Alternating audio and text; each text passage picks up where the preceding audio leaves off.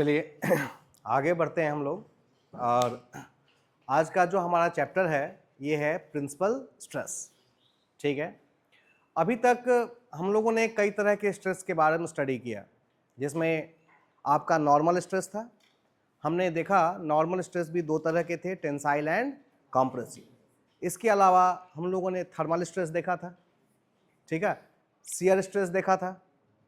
ठीक है, thermal stress completely different है। उसको उसकी बेसिक रिक्वायरमेंट क्या थी भाई?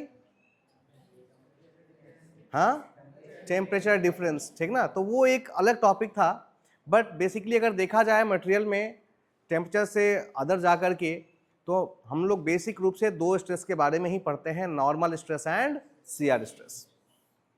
ठीक है, अगर आप नॉर्मल स्ट्रेस में देखें तो नॉर्मल स्ट्रेस के लिए जो प्राइम रिक्वायरमेंट है वो नॉर्मल फोर्स है। बॉडी के ऊपर, बॉडी के क्रॉस सेक्शन के ऊपर यदि कोई फोर्स नॉर्मली एक्ट कर रहा है तो वहाँ पर हम नॉर्मल स्ट्रेस, और जिसको कि नॉर्मल स्ट्रेस को ही हम लोग डायरेक्ट स्ट्रेस भी कहते थे। नॉर्मल स्ट्रेस को ही क्या कहते थे? डायरेक्ट कहते थे। तो नॉर्मल स्ट्रेस या डायरेक्ट स्ट्रेस एक ही चीज़ है। कहीं कहीं पे हम लोग डायरेक्ट स्ट्रेस बोलते हैं और कहीं पे नॉर्मल स्ट्रेस बोलते हैं। बात समझ में आ रही है? नॉर्मल स्ट्रेस और डायरेक्ट स्ट्रेस के रूप में हम लोग कंप्रेसिव स्ट्रेस और tensile stress, depending upon the nature, किस तरह का नेचर है इसके आधार पर हम लोग ये पढ़ते थे। अंतर क्या था भाई? नॉर्मल स्ट्रेस में जो लोड या एक्सटर्नल फोर्स लगता था वो 90 degree to the cross section होता था। सरफेस के ऊपर कितना एंगल पे लगता था? 90 डिग्री पर। प्लेन के ऊपर जो क्रॉस सेक्शनल प्लेन है उस पर 90 डिग्री पर एक्ट करता था। और यदि लगने वाला फोर्स और जो एक्सटर्नल लोड है वो 0 डिग्री या 180 डिग्री हो, किससे? क्रॉस सेक्शनल एरिया से या प्लेन ऑफ क्रॉस सेक्शन से, तो उसको हम लोग शियर फोर्स या शियर लोड कहते थे। उस केस में हमें शियर स्ट्रेस मिलता था और नॉर्मल लोड के केस में हमें नॉर्मल स्ट्रेस मिलता था। ठीक है, अगर मैं एक केस लूं,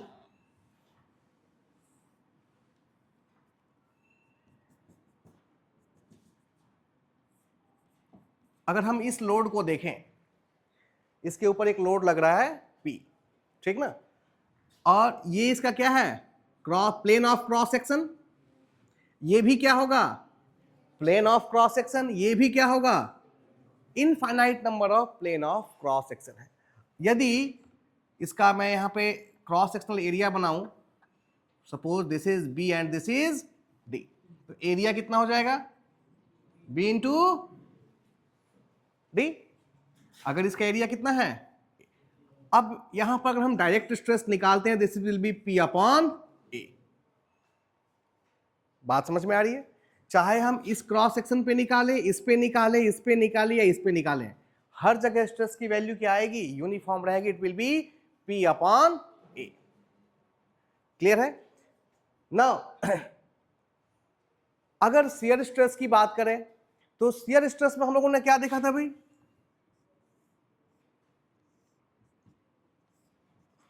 दो इस तरह के फोर्सेस लगते थे जो इक्वल हो और अपोजिट हो। Two equal and opposite forces लगते थे यहां पर,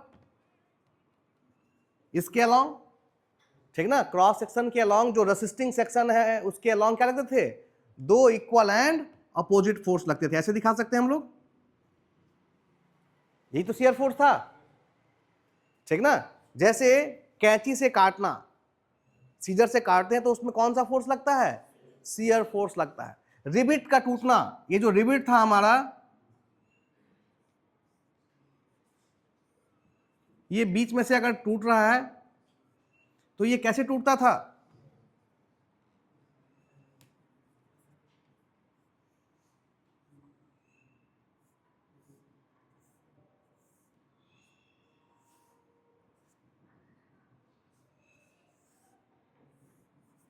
कुछ ध्यान आ रहा है? तो यहां पर कौन सा फोर्स लग रहा था रेसिस्टिंग सेक्शन पे? शियर फोर्स लग रहा था। एक फोर्स इधर लगाइए और एक फोर्स इधर लगाइए, तभी तो ये ऐसे ब्रेक होगा। तो जनरली हमारे पास दो तरह की चीजें देखने के लिए मिलती थी, या तो नॉर्मल स्ट्रेस या फिर शियर स्ट्रेस। अभी तक हमने इन दोनों चीज़ों को अलग अलग पढ़ा, लेकिन जब हम इंजीनियरिंग में आगे बढ़ते हैं तो हम देखते हैं कि हर एक सिस्टम में नॉर्मल स्ट्रेस भी लग रहा है और शियर स्ट्रेस भी लग रहा है। अभी तक हम जो पढ़ते आ रहे हैं उसमें हम नॉर्मल स्ट्रेस को अलग लेके चलते हैं और शियर स्ट्रेस को अलग लेके चलते हैं, बट जो प्रैक्टिकल इंजीनियरिंग सिस्टम है, चाहे वो शाफ्ट हो या फिर बीम हो, ठीक ना, आगे हम लोग बीम के विषय में ही पढ़ने वाले हैं और शाफ्ट के विषय में ही पढ़ने वाले हैं, इनमें नॉर्मल स्ट्रेस भी लगता है और शियर स्ट्रेस भी लगता है। उस केस में हमारे लिए चीजें मुश्किल हो जाती हैं, चीजें कॉम्प्लिकेटेड हो जाती हैं, क्योंकि यदि किसी पॉइंट पर नॉर्मल स्ट्रेस भी लग रहा है और शियर स्ट्रेस भी लग रहा है, उस केस में हम रिजल्टेंट स्ट्रेस निकालेंगे। अब ये जो रिजल्टेंट स्ट्रेस आएगा वो क्या होगा, नॉर्मल होगा या शियर होगा? कंबाइंड होगा, ना तो नॉर्मल होगा और ना ही शियर होगा। It will be the combination of the two, normal and shear. बात समझ में आ रही है? तो प्रैक्टिकल प्रॉब्लम में सिचुएशंस बिल्कुल अलग हो जाती हैं। वहां ना तो सिर्फ नॉर्मल होता है और ना ही सिर्फ शियर होता है, but there is a combination of both of the stress, normal stress as well as shear stress. और उसका जो हम रिजल्टेंट निकालते हैं उसे हम क्या कहते हैं, कंबाइंड स्ट्रेस कहते हैं या फिर कॉम्प्लेक्स स्ट्रेस कहते हैं।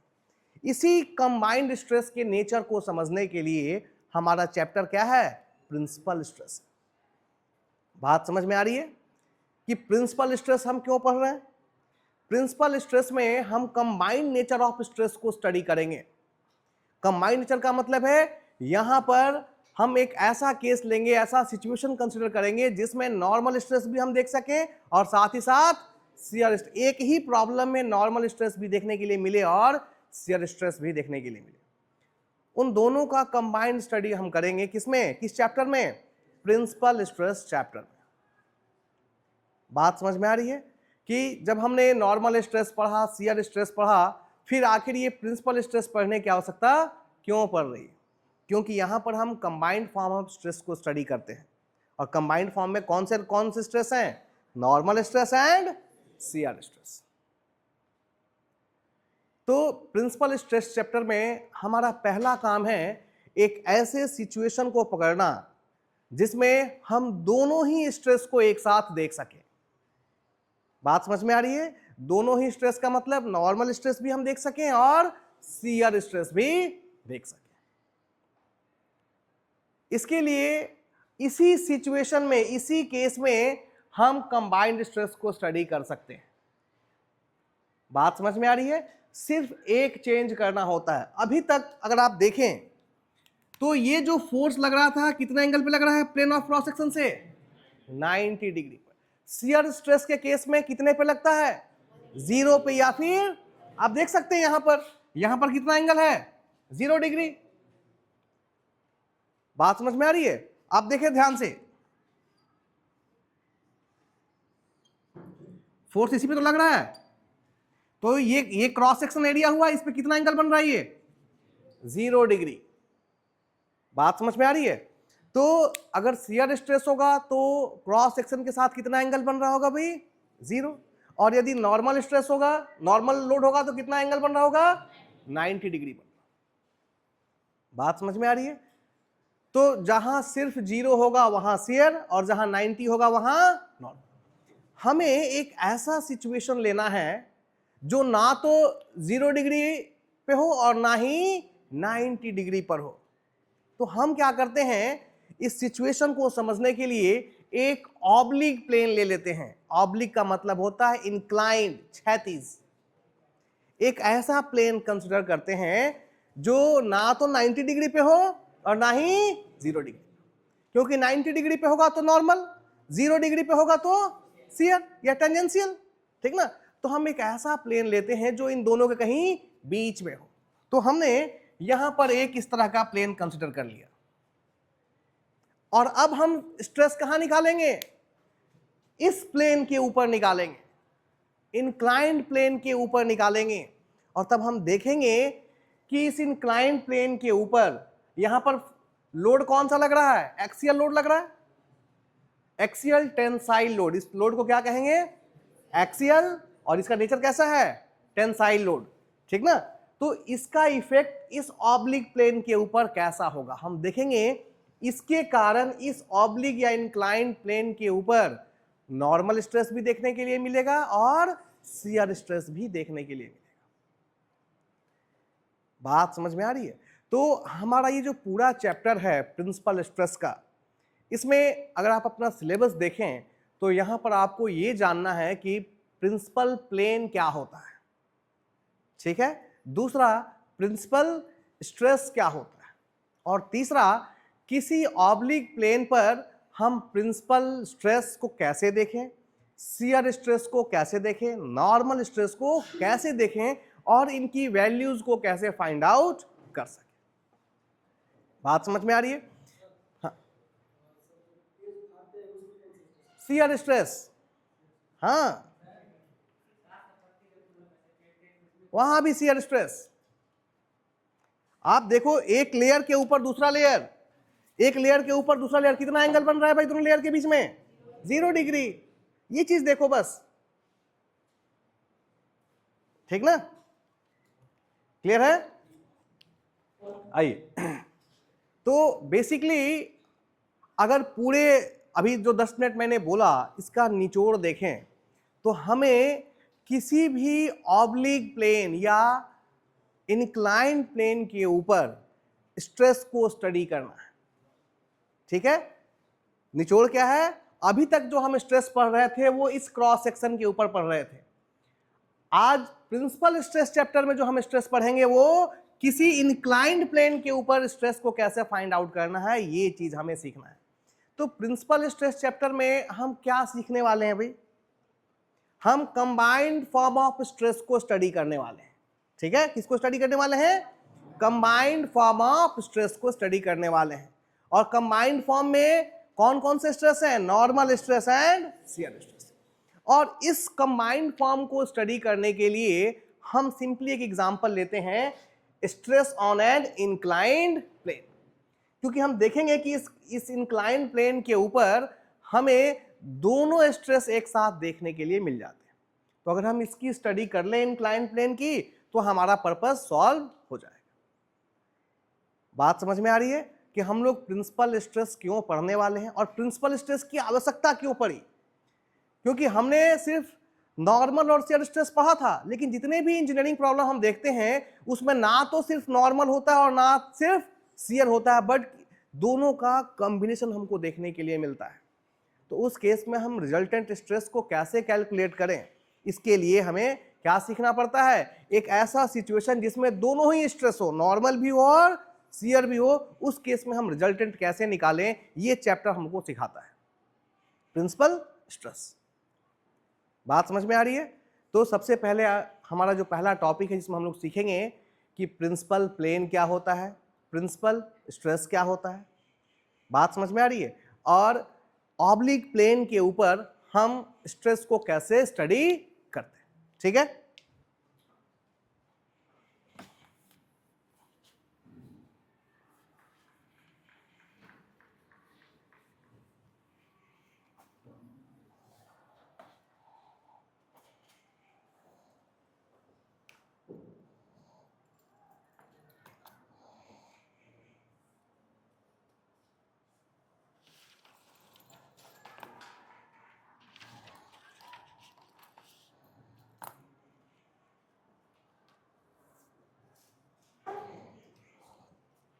ठीक है, आइए थोड़ा सा प्लेन को समझते हैं, ठीक ना। प्लेन को समझने के लिए किसी भी स्ट्रेस बॉडी के अंदर, सपोज ये एक स्ट्रेस बॉडी है, 3 डायमेंशनल बॉडी है, ठीक ना, एक 3 डायमेंशनल बॉडी है जो कि क्या है, स्ट्रेस कंडीशन में है, ठीक है। इस पे अगर हम कोई पॉइंट लें कहीं भी तो ये पॉइंट 3 प्लेन को रिप्रेजेंट करता है। क्योंकि ये 3 डायमेंशनल बॉडी है, 3 डायमेंशनल बॉडी से अगर हम देखें यहां पर, suppose this is y, this is and this is x, ठीक है। 3 एक्सिस है और 3 एक्सिस से मिलकर कितने प्लेन बनेंगे भाई? 3 प्लेन बनेंगे। एक प्लेन हो जाएगा XY प्लेन, दूसरा वाई जेड प्लेन और तीसरा एक्स जेड प्लेन, 3 प्लेन बनेंगे। अगर हम इन तीनों प्लेन की खासियत देखें तो हम कह सकते हैं all these 3 planes are at 90 degree to each other, या फिर एक वर्ड यूज करते हैं म्यूचुअली परपेंडिकुलर प्लेन्स। म्यूचुअल मतलब आपस में कैसे हैं, एक दूसरे से 90 डिग्री पे एग्जिस्ट करते हैं। तो किसी भी पॉइंट को दिखाने के लिए हम इस तरह का सिस्टम यूज कर सकते हैं, ये एक्स एक्सिस, ये वाई एक्सिस और ये जेड एक्सिस, ये तीनों प्लेन एक दूसरे से 90 डिग्री पर है। बात समझ में आ रही है? आगे हम लोग देखेंगे और सीखेंगे कि ये जो प्लेन्स हैं, इन प्लेन के ऊपर हमें सिर्फ और सिर्फ नॉर्मल स्ट्रेस देखने के लिए मिलेगा। ये जो म्यूचुअली 3 परपेंडिकुलर प्लेन है, ये प्लेन है X Y, Y Z and X Z, इन प्लेन्स के ऊपर हमें सिर्फ क्या देखने के लिए मिलेगा, नॉर्मल स्ट्रेस। और इन तीनों ही प्लेन्स के ऊपर शियर स्ट्रेस की वैल्यू हमें 0 मिलेगी। अभी हम लोग करके देखेंगे, ठीक ना। तीनों ही प्लेन के ऊपर शियर स्ट्रेस की वैल्यू कितनी मिलेगी, 0, और मिलेगा क्या, सिर्फ नॉर्मल स्ट्रेस। ये जो नॉर्मल स्ट्रेस हमें तीनों प्लेन के ऊपर मिलेंगे, उसमें जो सबसे बड़ा होगा उसे मेजर प्रिंसिपल स्ट्रेस कहा जाएगा, ठीक ना, या मैक्सिमम प्रिंसिपल स्ट्रेस कहा जाएगा, और जो सबसे छोटा होगा उसे मिनिमम प्रिंसिपल स्ट्रेस कहा जाएगा, ठीक है। यानी प्रिंसिपल स्ट्रेस क्या है भाई, ये वो स्ट्रेस हैं जो किस प्लेन के ऊपर हो, प्रिंसिपल प्लेन के ऊपर। ये जो म्यूचुअली परपेंडिकुलर प्लेन दिखे, इन्हीं को हम क्या कहते हैं, प्रिंसिपल प्लेन, बशर्ते कुछ कंडीशंस हैं कि इन प्लेन्स के ऊपर नॉर्मल स्ट्रेस की वैल्यू या तो मैक्सिमम हो या फिर मिनिमम, और एक इंपॉर्टेंट कंडीशन, शियर स्ट्रेस की वैल्यू क्या हो, 0। ये चीज मैंने, अगर आप देखें पीछे जाकर के, जहां पर मैंने आपको हाइड्रोस्टेटिक स्टेट ऑफ स्ट्रेस बताया था, वहां पर भी मैंने ये चीज डिफाइन की थी कि प्रिंसिपल स्ट्रेस और प्रिंसिपल प्लेन क्या है, ठीक ना। जिस प्लेन के ऊपर शियर फोर्स की वैल्यू कितनी हो, 0 हो, उस प्लेन को ही हम क्या कहते हैं, प्रिंसिपल प्लेन कहते हैं, ठीक है। तो प्रिंसिपल प्लेन क्लियर है। प्रिंसिपल प्लेन की एक ही शर्त है कि शियर स्ट्रेस की वैल्यू कितनी हो, 0, और नॉर्मल स्ट्रेस की वैल्यू या तो मैक्सिमम हो या तो मिनिमम। बात समझ में आ रही है?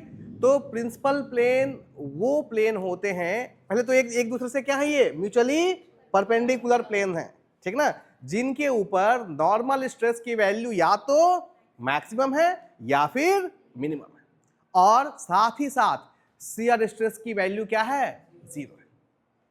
बात समझ में आ रही है?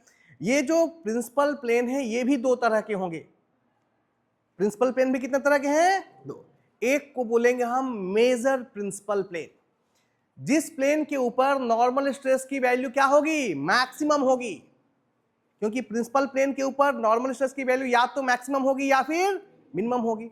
यदि प्रिंसिपल प्लेन के ऊपर नॉर्मल स्ट्रेस की वैल्यू मैक्सिमम है तो उस प्लेन को हम मेजर प्रिंसिपल प्लेन कहेंगे, और जिस प्रिंसिपल प्लेन के ऊपर नॉर्मल स्ट्रेस की वैल्यू क्या है, मिनिमम है, कम है, सबसे कम है, उस प्रिंसिपल प्लेन को हम क्या कहेंगे, माइनर प्रिंसिपल प्लेन कहेंगे, ठीक है। प्रिंसिपल प्लेन बिल्कुल क्लियर है। प्रिंसिपल प्लेन क्या है, ये वो प्लेन है जिस पे दो ही लोग हैं, नॉर्मल स्ट्रेस एंड इसी के रिस्पेक्ट, क्योंकि कंबाइंड स्ट्रेस को हम लोग स्टडी करने वाले हैं ना, तो इन्हीं के रिस्पेक्ट में डिफाइन करना है। ऐसा प्लेन जिस पर नॉर्मल स्ट्रेस की वैल्यू या तो मैक्सिमम हो या फिर मिनिमम हो, साथ ही साथ शियर स्ट्रेस की वैल्यू क्या हो, 0। ऐसे म्यूचुअली परपेंडिकुलर प्लेन्स को ही हम क्या कहते हैं, प्रिंसिपल प्लेन कहते हैं। क्लियर है? बात खत्म। प्रिंसिपल प्लेन 2 तरह के हैं, मेजर एंड माइनर। मेजर कौन होगा भाई, जिस पे नॉर्मल स्ट्रेस की वैल्यू मैक्सिमम होगी, वो मेजर प्रिंसिपल प्लेन होगा, और जिस पे नॉर्मल स्ट्रेस की वैल्यू मिनिमम होगी उसे हम क्या कहेंगे, माइनर प्रिंसिपल प्लेन कहेंगे। क्लियर है? प्रिंसिपल प्लेन क्लियर है। अब बात करते हैं प्रिंसिपल स्ट्रेस की, ठीक ना। नॉर्मल स्ट्रेस जो किसके ऊपर हो, प्रिंसिपल प्लेन के ऊपर हो उसे ही हम क्या कहेंगे, प्रिंसिपल स्ट्रेस कहेंगे। ठीक है, नॉर्मल स्ट्रेस कह सकते हैं या फिर डायरेक्ट स्ट्रेस भी कह सकते हैं। क्या कह सकते हैं, direct stress on the principal plane is called principal stress. अब ये भी मेजर प्रिंसिपल प्लेन के ऊपर है कि माइनर के ऊपर है, इसके आधार पर डिवाइड हो जाएगा। क्या हो जाएगा, principal stress maximum and principal stress minimum. यदि डायरेक्ट स्ट्रेस या normal stress major principal plane के ऊपर है तो उसे हम क्या कहेंगे, मैक्सिमम प्रिंसिपल स्ट्रेस कहेंगे। और यदि वो माइनर प्रिंसिपल प्लेन के ऊपर है तो उसे हम मिनिमम प्रिंसिपल स्ट्रेस कहेंगे। लेकिन एक चीज क्लियर है कि प्रिंसिपल स्ट्रेस हमेशा किस प्लेन के ऊपर निकलेगा, प्रिंसिपल प्लेन के ऊपर निकलेगा। यानी नॉर्मल स्ट्रेस जो प्रिंसिपल प्लेन के ऊपर है उसे ही हम क्या कहते हैं, प्रिंसिपल स्ट्रेस कहते हैं। तो प्रिंसिपल प्लेन और प्रिंसिपल स्ट्रेस क्लियर है, ठीक ना। अब हमको देखना है कि किसी भी इंक्लाइंड प्लेन के ऊपर हम स्ट्रेस को कैसे स्टडी कर पाते हैं। ठीक है, आइए केस लेते हैं। हम लोग किस प्लेन की बात कर रहे हैं भाई, ऑब्लिक या फिर इंक्लाइंड प्लेन।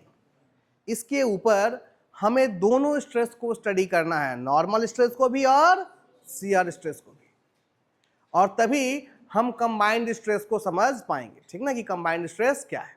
ठीक है, आइए देखते हैं।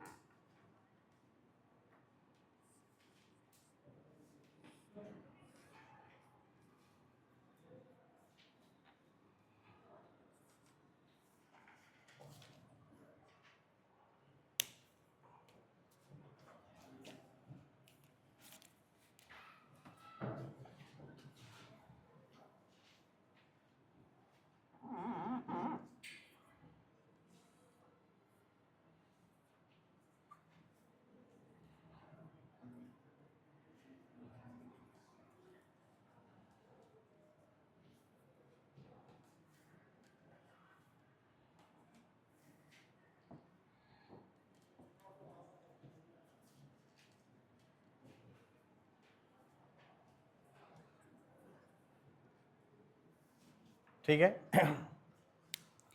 इस पूरे सिस्टम को स्टडी करने के लिए मैंने एक डायग्राम ड्रॉ किया है। इसमें हमारा एक सेक्शन है जिसका क्रॉस सेक्शन हमने दिखाया है, कितना है, बी और डी। ठीक है ना, बी इंटू डी, एरिया कितना है, बी इंटू डी। और एक एक्सटर्नल अप्लाइड लोड है यहाँ पर, एक्सियल टेंसाइल लोड, एक्सिस के अलॉन्ग लग रहा है। नेचर क्या है, टेंसाइल है, इंटेंसिटी कितनी है, P।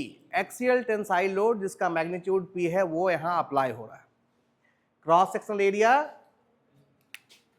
Area A is equal to B into D.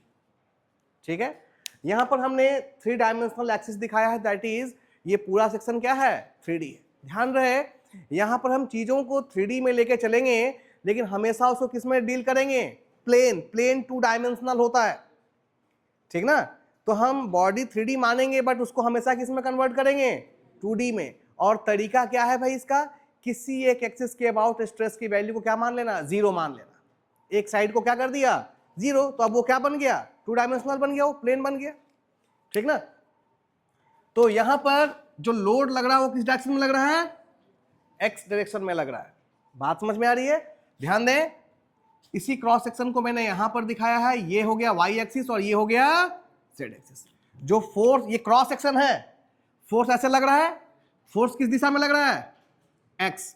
तो यहां डॉट का मतलब है फोर्स इस डायरेक्शन में लग रहा है क्रॉस सेक्शन के ऊपर। ठीक ना, ध्यान से देखें, डस्टर कहां गया, डस्टर लकड़ी वाला छोड़ो, यहां पे ये है, अच्छा देखो, ध्यान से देखेंगे। ये हो गया, ये लोड हो गया एक्स डायरेक्शन में। अगर हम इसको घुमाएं तो ये हमारा क्रॉस सेक्शन हुआ, ठीक ना। तो ये एक्स एक्सिस हुआ, ये क्या होगा वाई एक्सिस, और ये क्या होगा जेड एक्सिस। तो ध्यान से देखें, यहां पर ये डॉट एक्स एक्सिस है जो इसको इस पॉइंट को दिखा रहा है, इधर जेड एक्सिस और इधर वाई एक्सिस। बात समझ में आ रही है ना। ये केस जो है ये तो हम लोगों ने पढ़ा है। यहां पर यदि आपको स्ट्रेस निकालना हो, सपोज यहां पर हम एक क्रॉस सेक्शन ले रहे हैं, दिस इज 1 and 1 1, ये क्या है प्लेन ऑफ क्रॉस सेक्शन। ये जो प्लेन है किसके पैरेलल है, क्रॉस सेक्शन के पैरेलल है। यहां से यहां तक ऐसे कितने हैं, इनफाइनाइट है। तो हमने यहां पर एक 1 1 प्लेन कंसीडर कर लिया, this is called plane of cross section. अगर इस प्लेन ऑफ क्रॉस सेक्शन के ऊपर आपको स्ट्रेस की वैल्यू निकालनी है due to this load P, तो कितना आएगा भाई, stress is equal to P by, यही तो आएगा। स्ट्रेस कैसे निकालेंगे, P अपॉन A। ये कौन सा स्ट्रेस है भाई, नॉर्मल स्ट्रेस। अगर हम इसी 1 1 के ऊपर क्या निकालें, शियर स्ट्रेस निकालें, तो कितना आएगा, तो भाई बोलो 0 आएगा। क्यों, यहां पे कोई शियर लोड है ही नहीं। क्या कोई शियर लोड दिख रहा है, क्या शियर फोर्स दिख रहा है, नहीं। तो जब शियर फोर्स ही नहीं है तो स्ट्रेस कितना हो जाएगा, 0। तो ये 1 1 के ऊपर है। लेकिन हमें जो स्टडी करना है वो इस प्लेन के ऊपर नहीं करना है, प्लेन ऑफ क्रॉस सेक्शन के ऊपर नहीं करना है। किसके ऊपर करना है भाई, एक इंक्लाइंड प्लेन के ऊपर करना है, ठीक ना। इस प्लेन और इंक्लाइंड प्लेन में क्या अंतर है, इस प्लेन में जो लोड है वो क्रॉस सेक्शन पे कितने एंगल पे लग रहा है, 90 डिग्री पे लग रहा है। बात समझ में आ रही है ना। लेकिन हमें ये केस नहीं लेना है, हमें अगर कंबाइंड फॉर्म ऑफ स्ट्रेस को स्टडी करना है जिसपे अब देखिए इसका इस पे क्या हुआ, नॉर्मल स्ट्रेस तो मिला, शियर स्ट्रेस कितना हो गया, 0। तो इस प्लेन पे कभी भी दोनों स्ट्रेस देखने के लिए एक साथ नहीं। तो हमें एक ऐसा प्लेन कंसीडर करना होगा जिस पर हम इन दोनों ही चीजों को क्या कर सकें, देख सकें। और इसीलिए हम लोग कौन सा प्लेन लेते हैं भाई, इंक्लाइंड क्षैतिज प्लेन लेते हैं, ठीक है। तो एक प्लेन मैं यहां कंसीडर कर रहा हूं कुछ इस तरह का, ठीक है। सपोज दिस इज 2 2, ये प्लेन कौन सा है, 2 2, ठीक ना।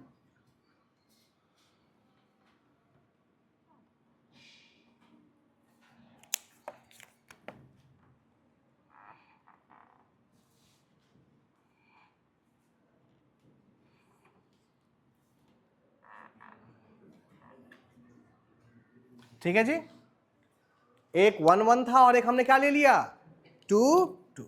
दूसरा है plane 2 2, this is inclined plane. और ये इंक्लाइंड है कि नहीं ये कौन बताएगा, एंगल बताएगा। Suppose this angle is theta, ठीक ना। तो थीटा क्या है भाई,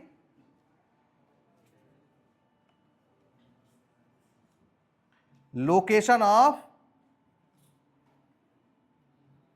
इंक्लाइन, थीटा क्या देगा, लोकेशन ऑफ इंक्लाइन प्लेन। अगर कहें 10 डिग्री यानी इस प्लेन से इंक्लाइन प्लेन कितना एंगल इंक्लाइंड है, 10 डिग्री, ठीक ना। तो थीटा चेंज होता जाएगा, इंक्लाइन प्लेन की पोजीशन भी क्या होती जाएगी, चेंज होती जाएगी। थीटा को हम लोग और कह सकते हैं, और it is the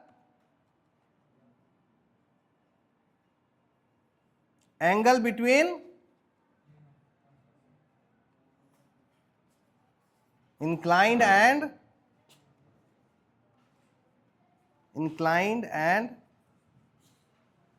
plane of cross section in anti-clockwise direction. बात समझ में आ रही है। थीटा क्या है, it is the angle between inclined plane and plane of cross section, जहां 1 1 क्या है, प्लेन ऑफ क्रॉस सेक्शन है, और 2 2 क्या है, इन्हीं दोनों के बीच का एंगल थीटा है। और किस डायरेक्शन में मेजर किया जा रहा है, एंड ध्यान से देखिए एरो किस डायरेक्शन में लग रहा है, एंटी क्लॉकवाइज डायरेक्शन में मेजर किया गया। बात समझ में आ रही है? तो ये हो गया थीटा। नाउ अब हमको इंक्लाइन प्लेन तो मिल चुका है, ठीक है। इंक्लाइन प्लेन जब आपको मिलेगा तो सबसे इंपॉर्टेंट है, जब भी हम स्ट्रेस निकालते हैं तो अपॉन क्या निकालते हैं, load upon cross sectional area. अब जरा ध्यान से देखें, पहले ये बार इस तरह का था,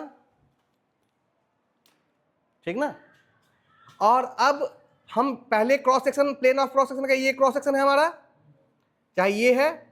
अब हम जो ले रहे हैं इंक्लाइन प्लेन वो कुछ इस तरह का है, ठीक है। क्या चेंज आएगा अगर आप एरिया निकालेंगे, जरा ध्यान से देखिए, अगर पहले का एरिया निकालते हैं तो ये हो गया आपका डी और ये हो गया आपका बी। एरिया कितना हो जाएगा, एक रेक्टेंगल हुआ, रेक्टेंगल का एरिया बी इंटू डी। लेकिन जब ये वाला हिस्सा हुआ तो अब जरा ध्यान से देखें,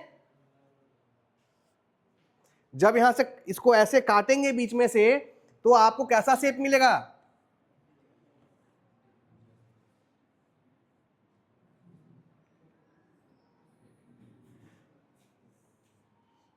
कुछ इस तरह का मिलेगा। यहां से इस प्लेन को काटेंगे तो कुछ इस तरह का शेप देखने के लिए मिलेगा। जरा ध्यान देखिए, ये तो अभी भी कितना है, बी, लेकिन पहले ये वाला हिस्सा कितना था, लेकिन अब ये नहीं है, अब एरिया आपका ये हो चुका है काटने के बाद, तो इसका एरिया कितना होगा, B into suppose this is D, यहां से यहां तक कितना है, डी। ये बात समझ में आ रही है कि अब काटने के बाद आपका क्रॉस सेक्शनल एरिया ये होगा, ठीक ना। अब आप इंक्लाइन प्लेन तो आपका यही है ना, इसके ऊपर स्ट्रेस की वैल्यू आपको फाइंड आउट करनी पड़ेगी। तो सबसे पहला हमारा काम है कि हम क्रॉस सेक्शनल एरिया निकाल के रख लें, क्योंकि स्ट्रेस हमेशा किसके ऊपर निकालते हैं, load upon cross sectional, resisting force upon cross sectional area. तो क्रॉस सेक्शनल एरिया इंक्लाइंड होते ही क्या हो चुका है, चेंज हो चुका है। बात समझ में आ रही है? तो सबसे पहले हमें चेंज एरिया को फाइंड आउट करना होगा,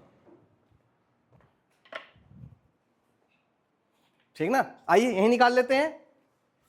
ध्यान से देखें, कटिंग करने के बाद इसमें कोई बदलाव, वो पहले भी बी था और अभी भी क्या है, बी है, लेकिन पहले ये डी था, लेकिन अब कटिंग करने के बाद हमें डी क्या मिल रहा है, ये मिल जा रहा है। अब क्रॉस सेक्शनल एरिया हमारा ये हो गया, ठीक ना। तो सबसे पहले डी और डी डैश के बीच क्या रिलेशन है इसको फाइंड आउट करना होगा, ठीक ना।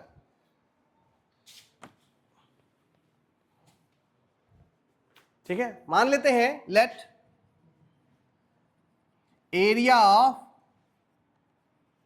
इंक्लाइंड प्लेन कितना है, ए डैश। क्लियर है, कितना मान लिया हम लोगों ने, ए डैश को हम लोग लिख सकते हैं B into D dash. Clear है, जिसमें ये चीज है वो क्या है, डी डैश है।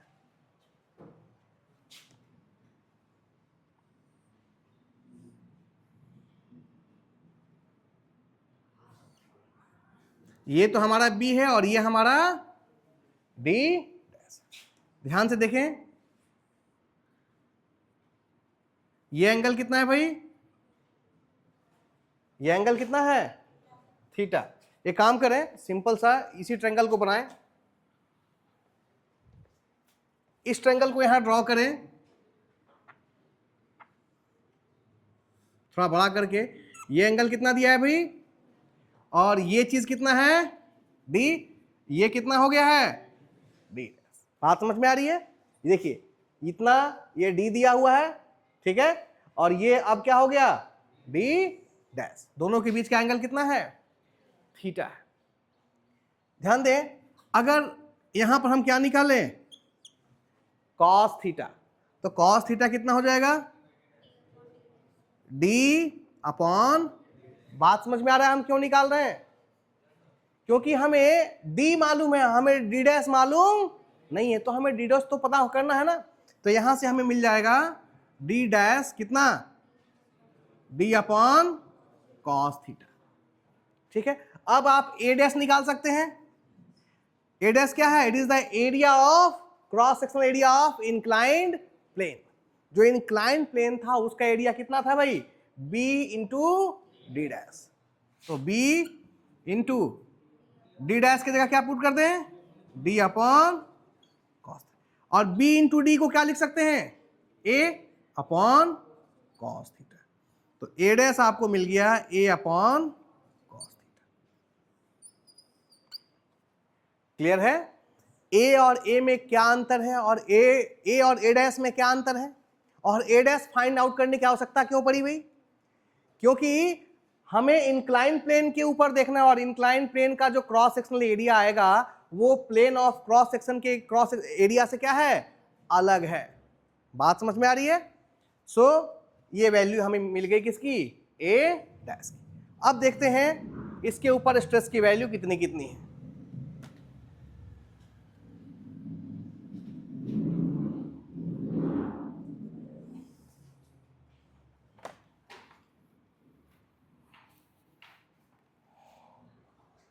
कितना आया था अभी?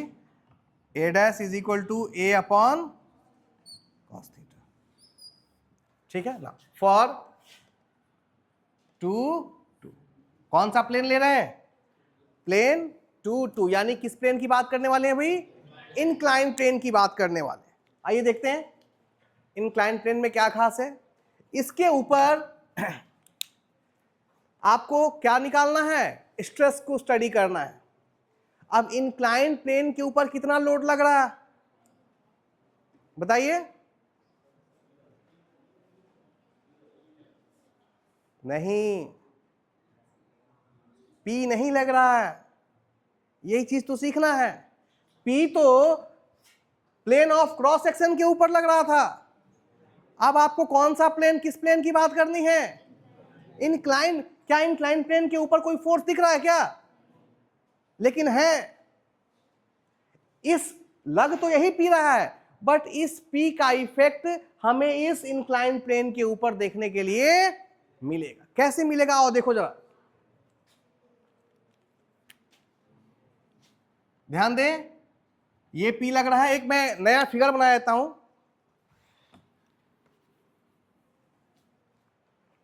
ताकि समझने में आसानी हो।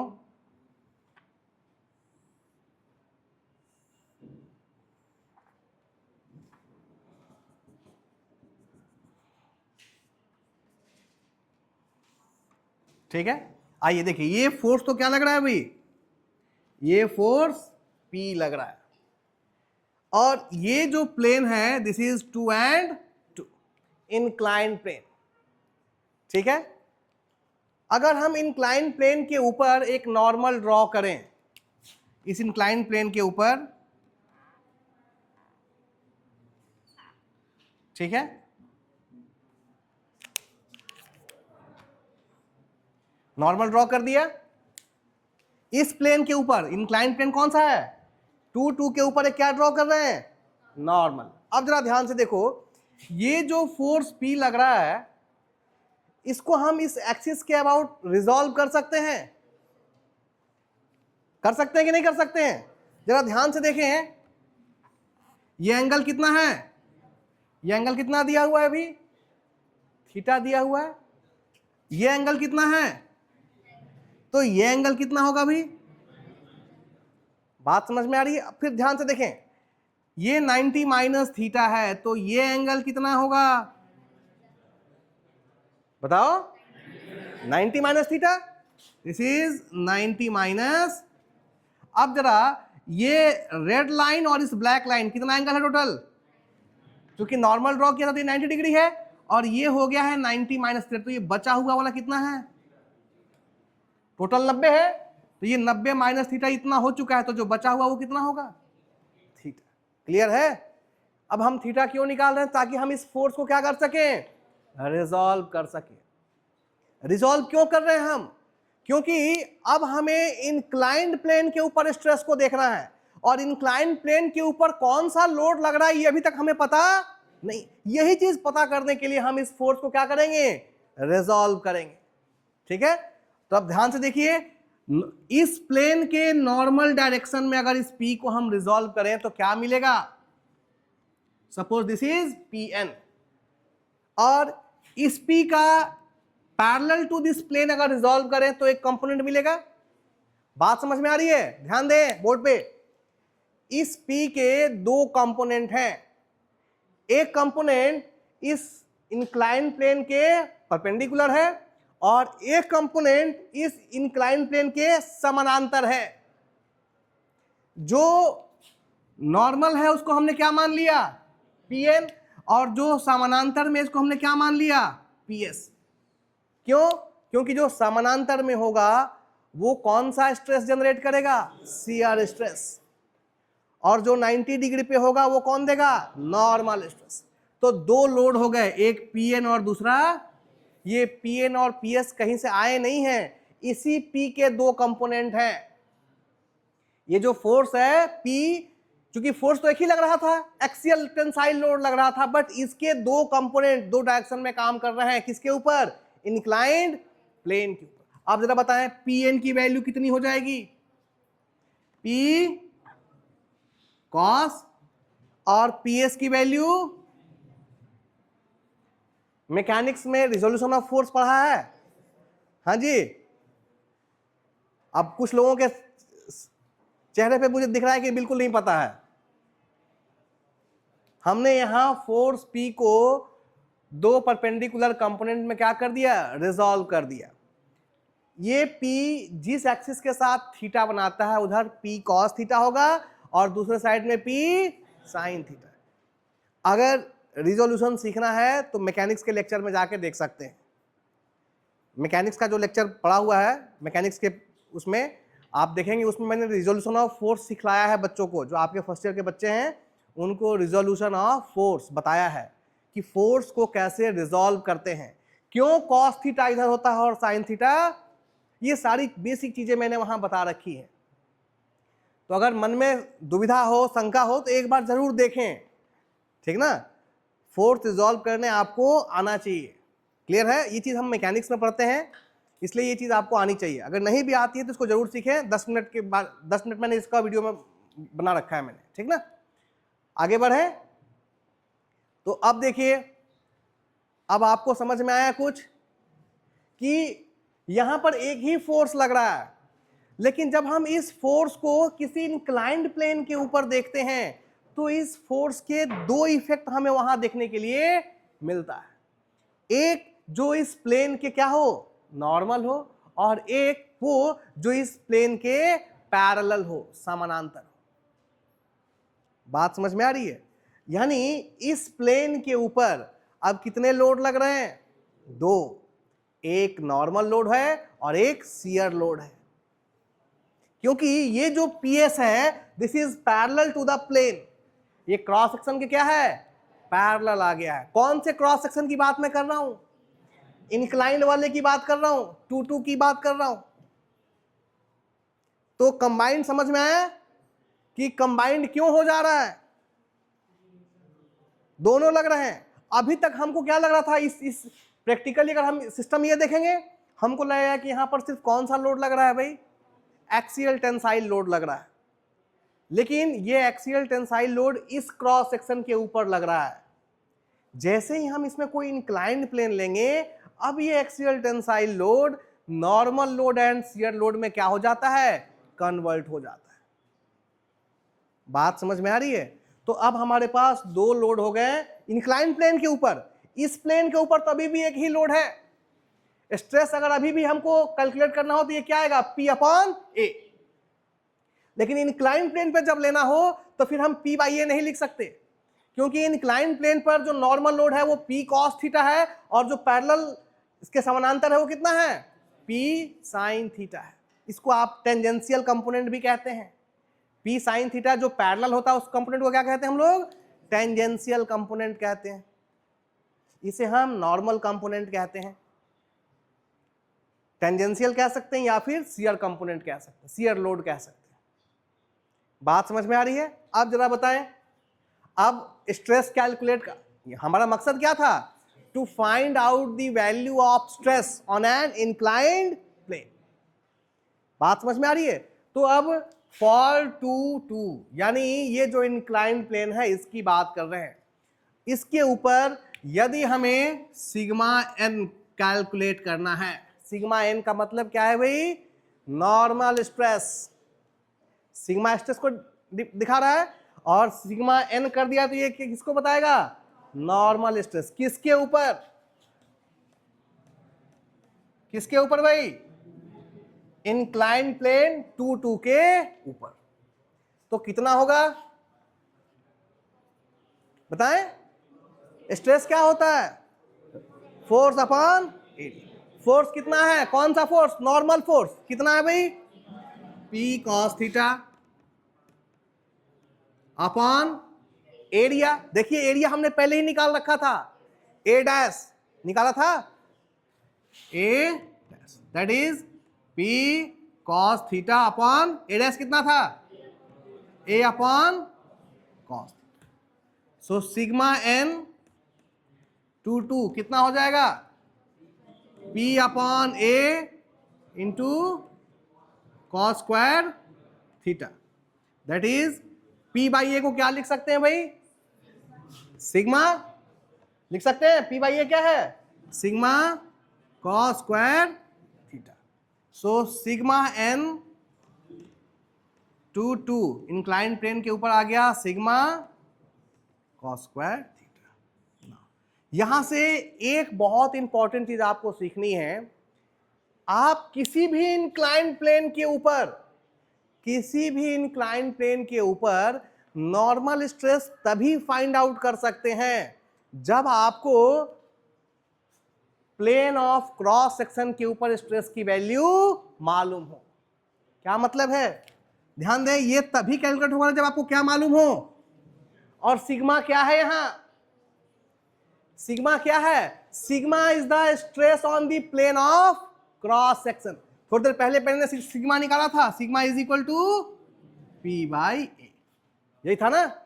तो इंक्लाइंड प्लेन के ऊपर हम नॉर्मल स्ट्रेस तभी फाइंड आउट कर सकते हैं जब हमें प्लेन ऑफ क्रॉस सेक्शन के ऊपर स्ट्रेस की वैल्यू पहले से, यानी जब तक आपको ये सिग्मा नहीं मालूम होगा आप सिग्मा एन की वैल्यू कैलकुलेट नहीं कर सकते। ये चीज क्लियर है? बात समझ में आ रही है ना? दूसरी चीज यहां से जो आपको सीखने वाली है, हमने बात की थी अभी कि नॉर्मल स्ट्रेस की वैल्यू मैक्सिमम होगी और मिनिमम भी होगी, अभी हमने बात की थी। अब ये नॉर्मल स्ट्रेस की वैल्यू कब मैक्सिमम होगी और कब मिनिमम होगी ये कौन डिसाइड करेगा? ये थीटा की वैल्यू डिसाइड करेगी। बात समझ में आ रही है? और थीटा कॉस थीटा है, थीटा कॉस थीटा की मैक्सिमम वैल्यू कितनी और मिनिमम 0। तो अगर आप चाहते हैं कि ये वैल्यू मैक्सिमम हो उस केस में कॉस थीटा की वैल्यू कितनी होनी चाहिए? 0 डिग्री होनी चाहिए। बात समझ में आ रही है? So sigma N two will be maximum. अब देखिए क्यों मैक्सिमम निकाल रहे हैं भाई हम? क्या रिक्वायरमेंट पड़ गई हमें? थोड़ी देर पहले हमने सीखा था प्रिंसिपल स्ट्रेस। प्रिंसिपल स्ट्रेस कुछ और नहीं, ये नॉर्मल और डायरेक्ट स्ट्रेस ही है, ठीक ना? प्रिंसिपल स्ट्रेस क्या है? Principal stress is the normal और डायरेक्ट स्ट्रेस किस प्लेन के ऊपर? प्रिंसिपल प्लेन के ऊपर। बात समझ में आ रही है ना? तो हमें इसकी मैक्सिमम वैल्यू निकालनी होगी। Sigma N two will be maximum when theta is equal to 0 degree. Because जैसे ही थीटा 0 होगा कॉस थीटा की वैल्यू कितनी हो जाएगी? 1। तो सिग्मा एन टू क्या मैक्सिमम कितना होगा? सिग्मा। बात समझ में आ रही है? अब जरा देखो इस थीटा को हमें कितना करना है? कितना करना है भाई? 0 करना है। देखो जरा ध्यान से, जैसे ही 0 करेंगे टू किसके ऊपर आ जाएगा? 1 के ऊपर आ जाएगा। बात समझ में आ रही है? जैसे ही थीटा 0 होगा 2 2 किसके ऊपर आ जाएगा घूम के 1 1 के ऊपर आ जाएगा और फिर यही प्लेन ऑफ क्रॉस सेक्शन हो जाएगा। बात समझ में आ रही है? Now what will be the minimum value? Sigma n 2 2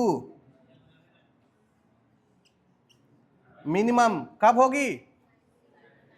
when theta की वैल्यू कितनी हो 90 डिग्री, दैट इज कितनी वैल्यू आ जाएगी 0 at theta is equal to cos 90 की वैल्यू यहां पुट करेंगे 0, ये पूरा का पूरा सिस्टम क्या हो जाएगा 0।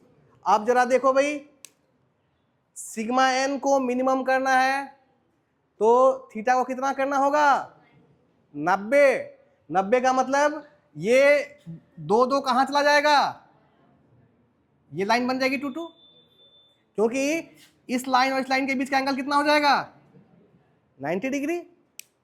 इस लाइन के ऊपर नॉर्मल स्ट्रेस कितना होगा भाई 0। अरे भाई इस थीटा को बढ़ा के 0 करो तो ये रेड लाइन किधर जाएगी, यहां बन जाएगी ना, तो उस समय नॉर्मल स्ट्रेस की वैल्यू कितनी हो जाएगी। अब जरा देखो ध्यान से, फिर से समझो, मैक्सिमम वैल्यू और मिनिमम वैल्यू निकाल लिया आपने।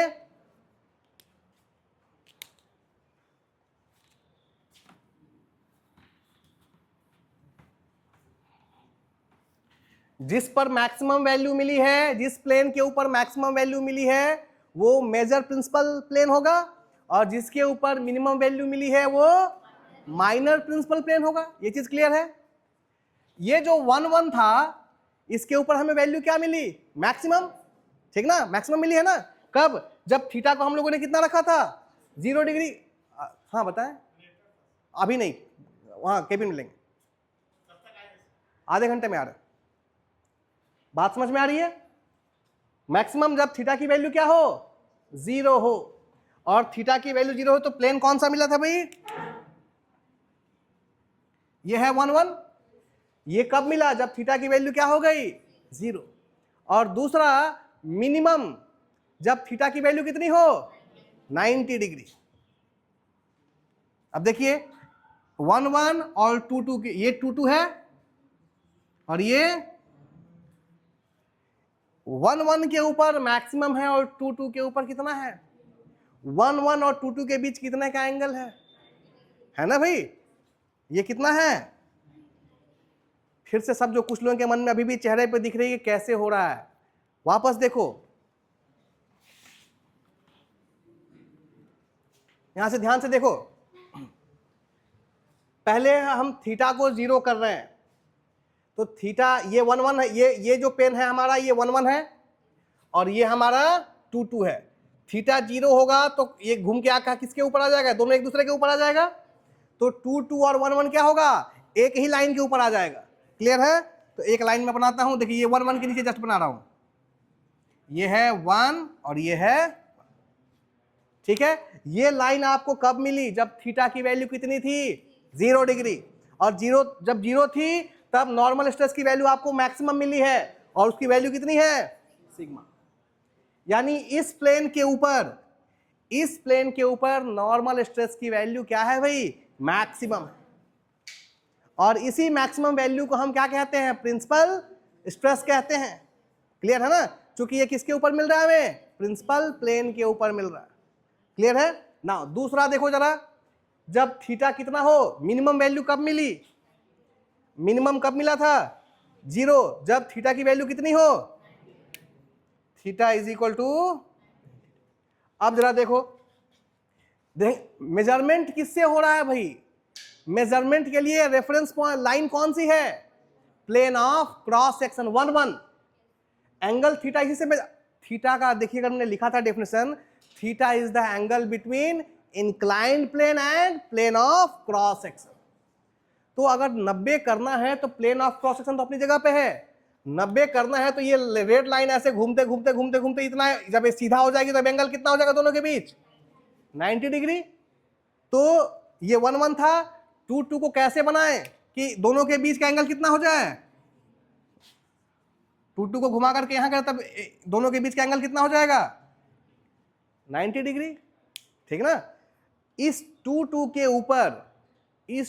के ऊपर नॉर्मल स्ट्रेस की वैल्यू 0 है और इस 1 1 के ऊपर नॉर्मल स्ट्रेस की वैल्यू क्या है, मैक्सिमम है। तो ये दोनों ही क्या कहलाएंगे, प्रिंसिपल प्लेन। अच्छा, दोनों के ऊपर शियर स्ट्रेस की वैल्यू कितनी आ रही है, 0। इनके ऊपर शियर स्ट्रेस की वैल्यू क्या है, 0। शियर स्ट्रेस की कोई भी वैल्यू यहां पे नहीं है। हमने पहले भी देखा था, ये प्लेन ऑफ क्रॉस सेक्शन है, इसके ऊपर शियर स्ट्रेस कितना होगा, 0। बात समझ में आई। तो इन्हीं प्लेन्स को हम क्या कहेंगे भाई, प्रिंसिपल प्लेन कहेंगे। अब फिर से प्रिंसिपल प्लेन के डेफिनेशन को याद कीजिए। प्रिंसिपल प्लेन वो प्लेन्स थी जिनके ऊपर प्रिंसिपल स्ट्रेस की वैल्यू या तो मैक्सिमम थी या फिर, अब ध्यान से देखो, 1 1 के ऊपर नॉर्मल स्ट्रेस की वैल्यू मैक्सिमम है और 2 2 के ऊपर मिनिमम है, ठीक है। और शियर स्ट्रेस दोनों पे ही कितना है, 0। यानी 1 1 एंड 2 2 यहां पर क्या है भाई, प्रिंसिपल प्लेन है, ठीक है। और ये जो नॉर्मल स्ट्रेस की वैल्यू है, इसी नॉर्मल स्ट्रेस की वैल्यू को इस प्रिंसिपल प्लेन के ऊपर हम क्या कहेंगे, प्रिंसिपल स्ट्रेस कहेंगे। बात समझ में आ रही है कि प्रिंसिपल स्ट्रेस क्या है। प्रिंसिपल स्ट्रेस कुछ नहीं, नॉर्मल स्ट्रेस ही है। किस प्लेन के ऊपर, प्रिंसिपल प्लेन के ऊपर। और प्रिंसिपल प्लेन कौन सा प्लेन है भाई, ये म्यूचुअली परपेंडिकुलर प्लेन होते हैं जिस पर नॉर्मल स्ट्रेस की वैल्यू क्या होती है, मैक्सिमम होती है या फिर मिनिमम होती है, और शियर स्ट्रेस की वैल्यू। तो प्रिंसिपल प्लेन को हम एक दूसरे नाम से भी कह सकते हैं, ऐसा प्लेन जिस पर शियर स्ट्रेस की वैल्यू क्या हो, 0 हो, उस प्लेन को भी हम क्या कहेंगे, प्रिंसिपल प्लेन कहेंगे। बात समझ में आ रही है। तो नॉर्मल स्ट्रेस आपका कवर हुआ। आइए देखते हैं शियर स्ट्रेस, इंक्लाइन प्लेन 2 2, ठीक है।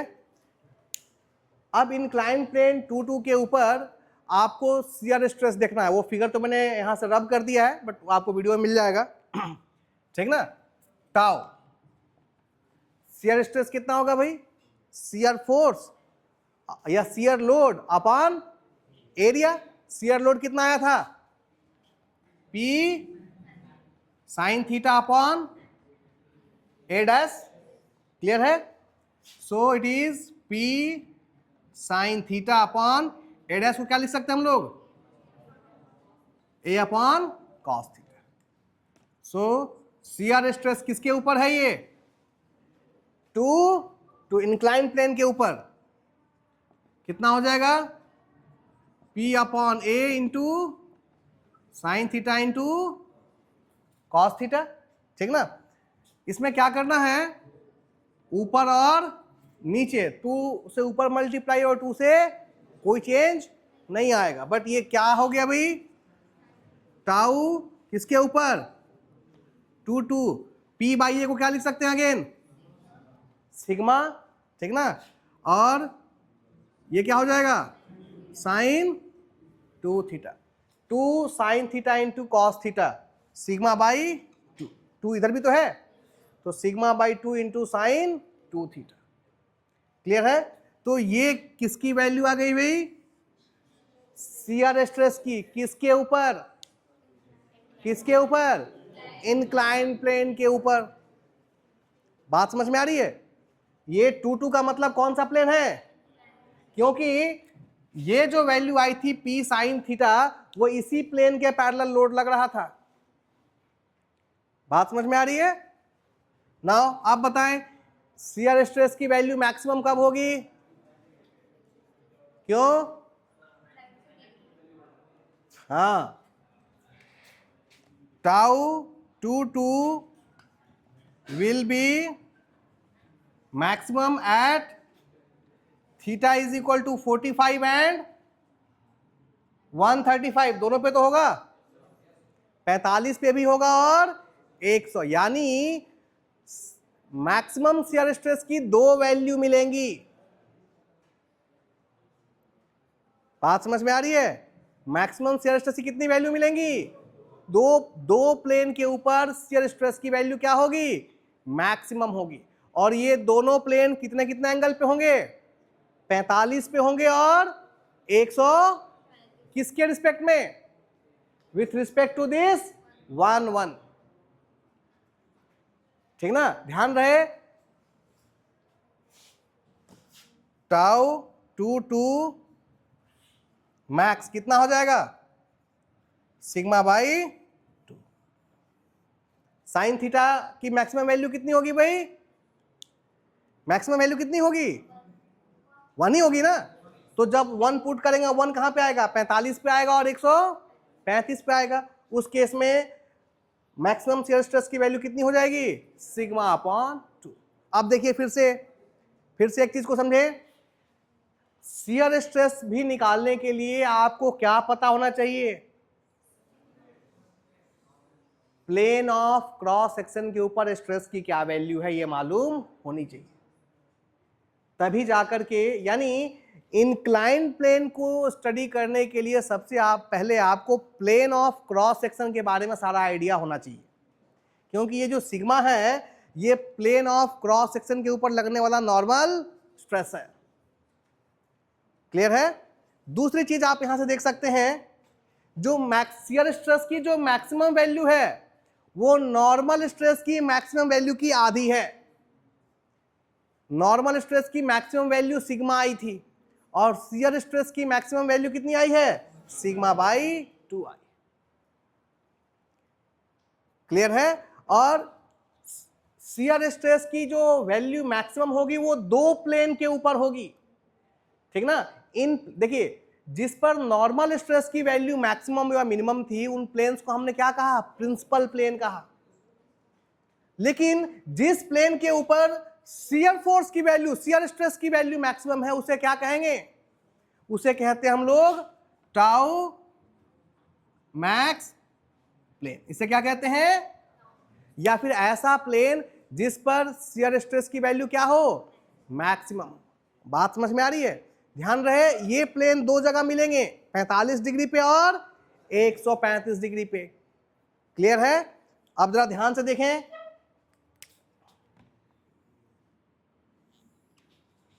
ये था प्रिंसिपल प्लेन और ये भी था, ये दोनों प्रिंसिपल प्लेन अभी हम लोग ड्रॉ किया था थोड़ी देर पहले। इसके ऊपर हमें क्या मिला था, ये लाइन हमारा कौन सा था, मेजर प्रिंसिपल प्लेन था। इस पे हमें नॉर्मल स्ट्रेस की वैल्यू मैक्सिमम मिली थी और इसके ऊपर मिनिमम 0 मिला था।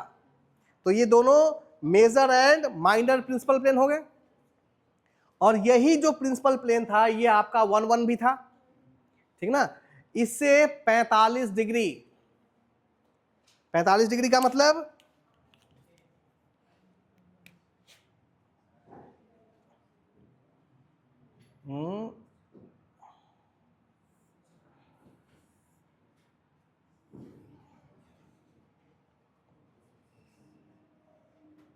यही होगा ना, 45 डिग्री। इनको क्या बोलेंगे, टाउ मैक्स प्लेन। ये भी क्या होगा, टाउ मैक्स प्लेन। अंतर क्या है ध्यान दें, इनके ऊपर शियर स्ट्रेस की वैल्यू क्या है, प्रिंसिपल प्लेन के ऊपर शियर स्ट्रेस की वैल्यू कितनी होती है, अरे निकलना चाहिए अब, 0। लेकिन अगर आप टाउमैक्स प्लेन के ऊपर जाएं, यानी ऐसा प्लेन जिस पर शियर स्ट्रेस की वैल्यू क्या है, मैक्सिमम है, वहां पर नॉर्मल स्ट्रेस 0 नहीं होता है। This is the basic difference. Principal plane के ऊपर हर जगह शियर स्ट्रेस की वैल्यू कितनी है, 0, चाहे वो मेजर प्रिंसिपल प्लेन हो या फिर। लेकिन टाउमैक्स प्लेन के ऊपर, यानी ऐसा प्लेन जिस पर शियर स्ट्रेस की वैल्यू क्या है, मैक्सिमम है, उस प्लेन के ऊपर नॉर्मल स्ट्रेस की वैल्यू 0 हो ये जरूरी नहीं, वो 0 नहीं होता है। That is the average. Maximum और मिनिमम का हम क्या ले लेते हैं, एवरेज ले लेते हैं। यानी नॉन 0 होता है, कभी भी 0 नहीं होता, नॉर्मल स्ट्रेस की वैल्यू 0 नहीं। बात समझ में आ रही है। तो ये तरीका था कंबाइन। अच्छा अब आपको मिल गया इंक्लाइन प्लेन के ऊपर दो स्ट्रेस मिल गए, नॉर्मल स्ट्रेस भी मिला और शियर स्ट्रेस। अब रिजल्टेंट कितना होगा भाई? रिजल्टेंट तो कैसे निकालेंगे? रिजल्टेंट स्ट्रेस किसके ऊपर? दो के ऊपर, दो के ऊपर दो स्ट्रेस लग रहे हैं ना आपके, नॉर्मल भी और शियर भी। तो रिजल्टेंट कितना होगा भाई? रूट अंडर सिग्मा एन का प्लस टाउ का स्क्वायर। क्लियर है? बिकॉज ये वेक्टर क्वांटिटी है ना, और दो वेक्टर का रिजल्टेंट कैसे निकालते हैं? ट्रायंगल्स लॉ से, मेथड ऑफ ट्रायंगल से, ठीक ना? बात समझ में आ रही है? अगर आप देखें तो ये था आपका, इस डायरेक्शन में क्या लग रहा था? नॉर्मल लोड, और इस डायरेक्शन में शियर लोड। तो जो साइड बंद करेगा वही क्या देगा आपको? रिजल्टेंट देगा। रिजल्टेंट कितना होगा? रूट अंडर सिग्मा एन का स्क्वायर प्लस टाउ का स्क्वायर। तो इसको अब हम लोग क्या बोलेंगे? रिजल्टेंट स्ट्रेस को कंबाइंड स्ट्रेस, बिकॉज इसमें नॉर्मल भी है और बात आती है कि इनका हम यूज कहां करेंगे? यूज आप सीखेंगे 5वें सेमेस्टर में, जब आप पढ़ेंगे क्या? डिजाइन। जब डिजाइन पढ़ेंगे तो वहां पर हम पढ़ेंगे थ्योरी ऑफ फेलियर। कोई भी मटेरियल कब फेल करेगा, कोई मटेरियल कब फेल करेगा, वहां पर आपको इसकी जरूरत पड़ेगी। डिजाइन करने के लिए हम मैक्सिमम, कई तरह की थ्योरीज होती हैं जिनको हम लोग यूज करते हैं, उसमें हमें प्रिंसिपल स्ट्रेस की आवश्यकता पड़ेगी। ठीक है, तो चलिए आज के लिए यहीं रहने देते हैं, नेक्स्ट डे हम लोग इसको आगे बढ़ाएंगे।